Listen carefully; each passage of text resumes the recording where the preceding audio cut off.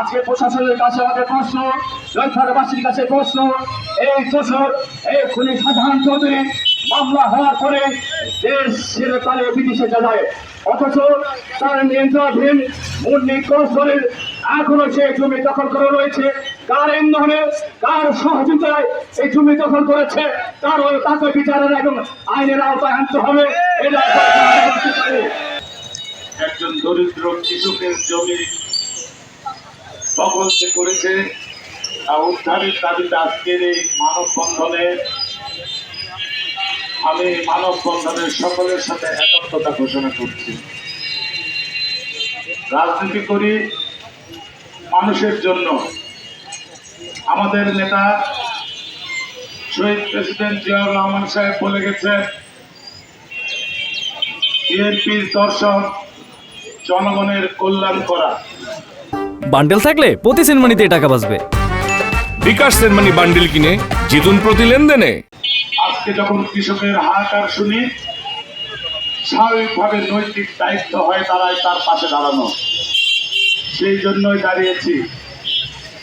সারা বাংলাদেশে যখন আওয়াজ উঠছে পতিত স্বৈরাচার তাদের সকল অবৈধভাবে অর্জিত সম্পদগুলো রাষ্ট্রের কর্তৃত্ব নেওয়া এবং দরিদ্র জনগোষ্ঠীর মাঝে বিলিয়ে দেওয়া, এক বিঘা জমি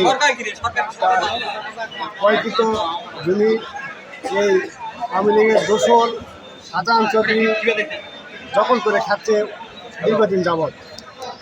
এখনও এই স্বৈরাচার পতনের পরও শাহজাহান চৌধুরীকে আমাদের বিএনপির উচ্চ পর্যায়ের দু একজন নেতা সহযোগিতা করে মুকুল ভাইয়ের এই জমি ভোগ দখল করছে এবং ব্যাংকের যে লোন ছিল, ব্যাংকের যে টাকা ছিল, ব্যাংকের যে সুদ, ব্যাংকের সুদও ঠিক মতো দেয় না। কলেজ স্টোরের আমার বন্ধু মুকুল, সেখানে 29 শতক জমি তার নামে বদলা সম্পত্তি, সব জমি খারিজ টারিজ সব কমপ্লিট। সেখানে দফায় দফায় জেলা বিএনপির নেতৃবৃন্দ, কৃষকদের নেতৃবৃন্দ বসার পর সেখানে কোনো সমাধান করে দেয়নি। তার জন্য আমার এই বন্ধু এই আওয়ামী লীগের দোষর এই শাহজাহান চৌধুরীর সাথে আমার বিএনপির কিছু লোক জড়িত, সেখানে কোনো সমাধান দিচ্ছে না। তার জন্য আজকে মানববন্ধন, এই মানববন্ধন থেকে নিন্দা জানায় যে তারা এটা সমাধান করে দিচ্ছে না। হিমাগারের মধ্যে 29 শতক জমি অবৈধভাবে প্রায় 12-14 বছর থেকে অবৈধভাবে খাচ্ছে, জোর জবরদস্তি করে এবং জুলুম করে। যে মুকুল সর্দার যে জমিটা কিনেছে তাকে বিভিন্নভাবে হয়রানি সে যোগাযোগ করার চেষ্টা করে, তার সঙ্গে কোনো গুরুত্ব না দিয়ে উল্টা তাকে আরও হুমকি ধামকি দিয়ে ওখানে যাতে প্রবেশ করতে না পারে, তার জন্য উদ্ধার করতে না পারে, সেই জন্য ভয় দেখায় থাকে। পাঠানপাড়া বাজারে মুন্নি চৌধুরী হিমাগারে নৌটিকা 63 মৌজা আমার 29 শতক জমি ক্রয়কৃত, যেটা স্বৈরাচারের দোষর শেখ হাসিনা খুনি হাসিনার দোষর শাহজাহান চৌধুরী, যিনি 10টি মার্ডার মামলা সহ ছাত্র বৈষম্য হত্যা 10টি মামলা সহ 15টি মামলার আসামি। সেই শাহজাহান চৌধুরী যে তারা এর সাথে ইনভলভ নয়, তাহলে আমি প্রমাণ সহ দেখাবো, ভিডিও ফুটেজ সহ আছে। তারা বিভিন্নভাবে হুমকি ধমকি দিয়ে আমাকে হয়রানি করতেছে, অথচ আমার জমি কোনো মূল্য বা কোনো ভাড়া বা জমিতে আমার প্রবেশ করতে দিচ্ছে না।